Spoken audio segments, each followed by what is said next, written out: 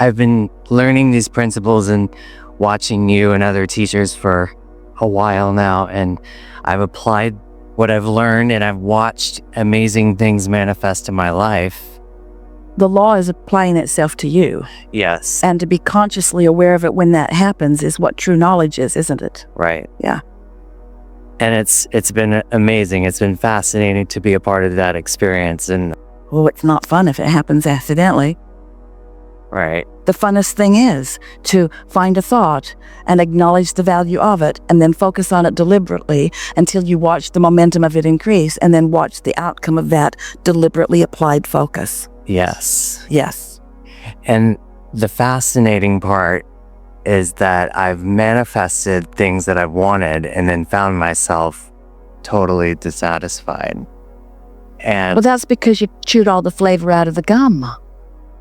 It was the process. You didn't create that so that you just focus on it forevermore. You were getting ready to be ready to be ready to be ready to be ready to be ready to be ready to be ready. It's just a bouncing off place for something else.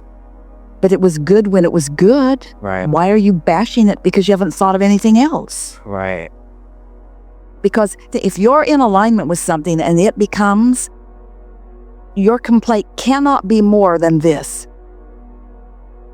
It isn't all that I want. Well, nothing is ever going to be all that you want. Because you're not ever going to stand in a place that is void of contrast. So you're not ever going to stand in a place that is void of expansion. And since you're never going to be in a place where there is not more expansion, then you're never going to be in a place where you're done. What people think satisfaction is now I don't have to think about that anymore. No. Satisfaction is now I get to think about this in the way my inner being is thinking about that.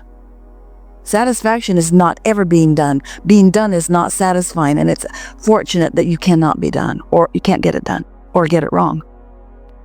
So I found myself when I was dissatisfied, I was able to tap into a So give us an example. Dissatisfied meaning.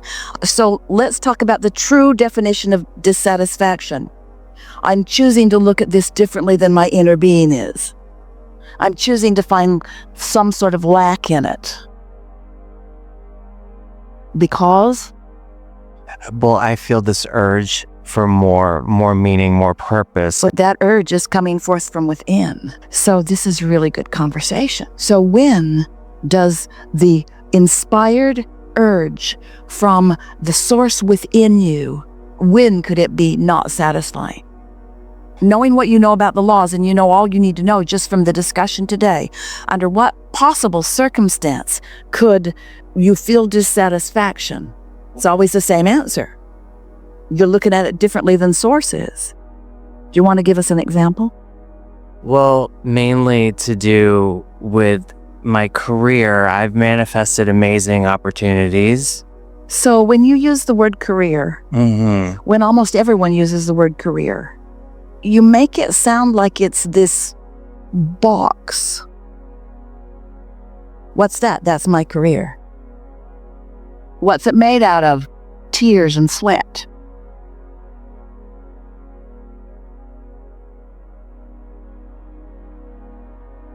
It's a fluid thing that never ends. We want you to consider your career being you're the creator of your own experience, and your career is letting things occur to you that you want and then lining up with them and watching them manifest. You are an architect.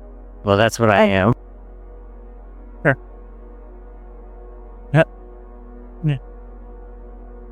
But you're an even more important architect than you're an architect, and you are a receiver of goods, and you are a putting together of the pieces, and you are a manager that gathers everything that is necessary to move things forward. What kind of things do you architect? Buildings? Residential. Residential. So did you do more than one? Yes. If you only got to do one, would that have been dissatisfying? All that training, all that knowledge, Well, all that pencil? that's the thing, is I put so much effort into the schooling, the training, and the experience. I've worked for one of the best architects in the world, and I never found myself like I was aligned with my purpose. And so I'm at a crossroads now. I've put all this energy and effort into this big career that doesn't bring me joy. there's no hope for you.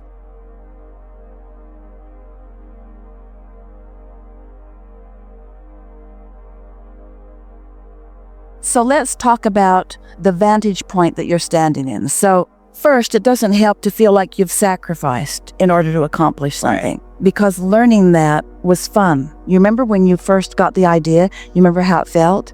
And There are aspects that I love about it. so what is the most exhilarating thing about envisioning something and having knowledge about what tools and materials that it would actually take for those thoughts to turn to things?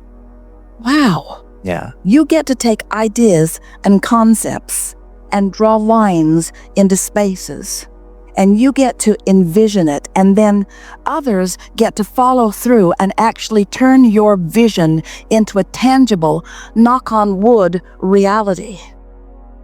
And that's not satisfying?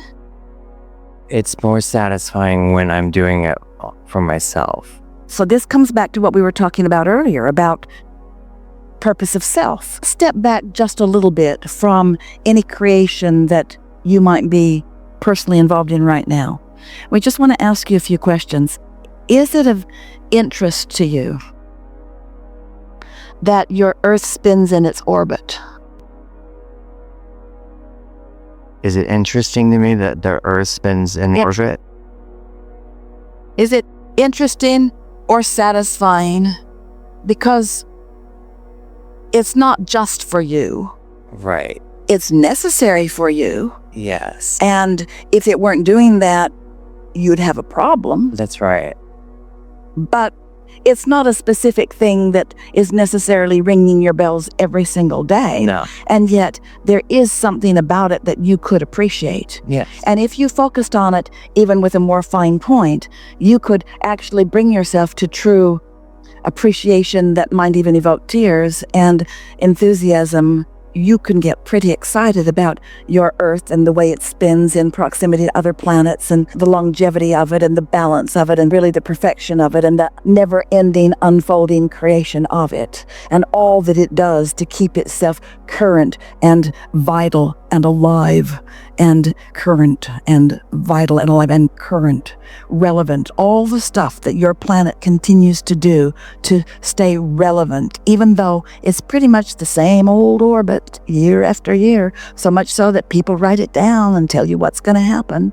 And when you wake up and get partway through the day, on Monday there's going to be a blocking out of the sun, which is so expected, it's so predictable, but even in its predictability, it's still pretty freaking amazing, isn't it? In other words, Yeah. And I've been in that state for long periods of time, and then kind of had situations occur that knocked me off kilter, and I've had a difficult time getting back into but that. do you hear what we're saying to you? It's your job to keep your work relevant to you. It's your job to keep it active and alive. It's your job to breathe more life into it, because your job's a little bit like the chair that we were describing earlier. Oh, it's done. This is my career. What's your career? It's this. And we say, oh, it's alive and it's breathing and it's more. And you're attracting more people that are wanting more things. And the expansion of what you are building is becoming more and more and more. Architecture is changing in every moment, the way that it comes together. There are ideas coming from your inner being that some architects have not yet drawn. There are easier ways of doing things that most architects don't even know about. There's discovery within this architecture that you've not allowed yourself to discover because you're choosing to be bored rather than alive with it, you see. There's so much more. Now, you could, and maybe should, there's no should, but you could, and maybe want to, you could say, this is no longer fueling me, and maybe I'll go do something else. But the thing about this is, there's so much momentum about all of that, and you won't let yourself just turn your back on that and do something else, because you have this belief that you've invested so much that you would be wasting something. And we say, You can't waste anything. But what you could do, you could in any moment in time pinch yourself off from your true, real resources and looking at something in a way and calling it boring or not interesting, especially if it's something that you are in a position that you're contributing quite a bit of your time to in every day.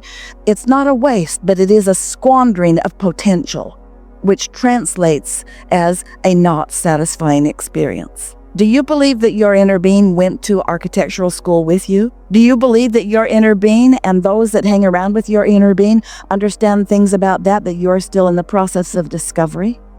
Do you believe that there are things to be built of a physical nature on this planet that are in the vortex that haven't been built yet? Do you believe that you could get in sync with your inner being and that you could, in a state of allowing and receiving, that you could receive an idea that would thrill you when you receive it? And if you didn't kill the idea with doubt and, oh, that's never been done or that can't be done, but if you chose to not be bored today, instead ride the rocket of that desire or ride the rocket of that newfound thought, can you feel how it could gather momentum? And those non-physical and physical alike who have information about how that could be accomplished could then rendezvous with you on the beach in that vortexual sandstorm that we're talking about? I'm open to it. That's the point. Are you open to it? That's the point. And in a conversation of boredom and dissatisfaction, in those moments you're not open to it. In those moments you're arguing for a limitation that won't let you receive, you see. You have to be expectant that there's something good for you there. And you see, here's the thing. This is what we know for sure about you. You are an energy, a consciousness that must expand. And when you feel limited by the box that you've put yourself in, then it isn't fun. You got to figure out how to get the lid off that box. You got to draw some things that thrill you, and you got to go to the job site and you got to watch it go up, and you got to feel the thrill of the people who are involved in it, and you got to feel the thrill of everything that gets set in motion because of your dream. Or you've got to be in the receptive mode where you can hear the dream that somebody else who's deciding. The reason that you're saying it's only exciting for me if I'm building it for myself is because of more of your ideas are coming into it. But what about dovetailing what you know with what someone else wants and giving them the most that they could possibly expect because you're so good at that? What about being so good at conveying what's in your mind and what you see? Esther looks at a blueprint and she doesn't really understand it. Jerry used to drag hoses all over the property just so that she could get an idea of how big it was. She'd say, I don't really get what I'm looking at here. Am I supposed to hold it up here or look it down here? Where Jerry could look at the blueprint and he could see it in its full manifestation. He used to make mock buildings for her out of little pieces of paper and put them together in Scotch tape. She still has the treehouse that he constructed out of paper so that she could get a sense of what it was going to look like, because the blueprint didn't come alive for Esther, but it comes alive for you. You're able to translate it into a way that makes it real. You see what we're getting at? Co-creation. You like co-creation? Love it. We just want you to feel everyone, and the reason that we're talking so long with you about something that is really pretty obvious when you think about it is because all of you are the architects of your experience. And so many people are sort of stuck and bored because you think it's all got to come out of your mind, when you have bit by bit put all of the building blocks into the vortex and your inner being has constructed stuff. Unlike anything that you've lived, anything that you've seen, or anything that anybody has lived. And you want to get in the receiving mode of that architect who will bring to life for you, bit by bit by bit, what you've put there. You're ready to see more than you're letting yourself see. Sometimes people say, well, I'm pretty bored with this or unhappy with this, and do you think I should stop doing this? And sometimes we say yes, but we always say, don't leave out of dissatisfaction. Stay until you're satisfied and then leave if you want to. Because if you leave out of dissatisfaction, then the next thing you attract doesn't have any juice. You just can't get there from there. You gotta Cash in the chips of all that energy that you flowed. You see, we can see your vortex and we can see how you feel about it, and we feel different about it than you do. So we're using all these words to get your juices flowing, but we're not getting your juices flowing because words don't teach.